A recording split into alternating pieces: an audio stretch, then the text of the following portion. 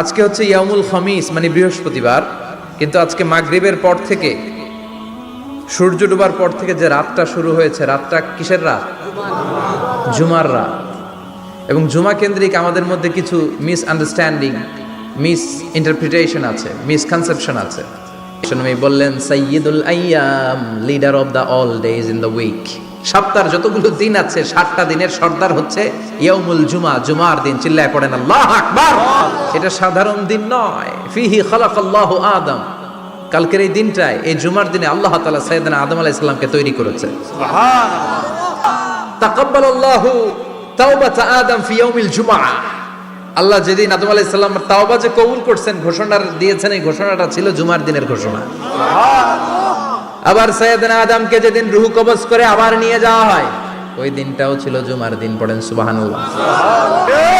তার মানে জুমার দিন গুনাহ মাফের দিন।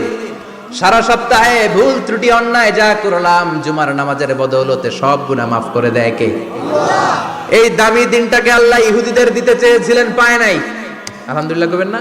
আলহামদুলিল্লাহ।